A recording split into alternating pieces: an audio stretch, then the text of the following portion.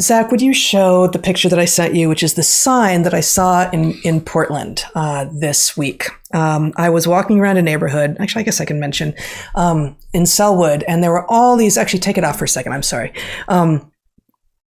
There are all of these places, as we talked about last week, the mask mandates lifted a week ago today. And there are still a lot of people walking around in masks, even outside, some much less outside, but in a lot of stores. And there's still a lot of signs on a lot of stores, including like coffee shops and restaurants where you would walk in with a mask, sit down and take it off. A lot of signs that say masks still required. Amazing. Right. And I have complained in this space before that you also have a whole lot of signs about equity and inclusion, exactly from organizations that are then saying, actually, no vax, no entry. But this is a sign that I saw this week in amongst other. Thank you. In amongst other businesses, we do not discriminate, it says, against any customer based on sex, gender, race, creed, age, vaccinated or unvaccinated. All customers who wish to patronize are welcome in our establishment.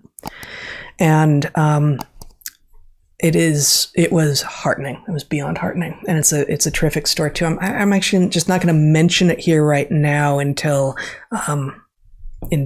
I talk to them about whether or not they would like me to. But really, really heartening to see if you're going to say the things that really shouldn't need to be said. You know, we welcome both men and women and people of all genders, whatever that might mean. People of all creeds, which is more or less religion, and vaccinated or unvaccinated. Like, if you're going to say all that first part, and if you're actually going to mean it, and if you think that it needs to be said, which I would have hoped by now in the history of humans, we wouldn't need to be saying that now. But if you think it needs to be said, then yes. Then yes, also to decisions about medical history that really have no right, no reason for other people to know, much less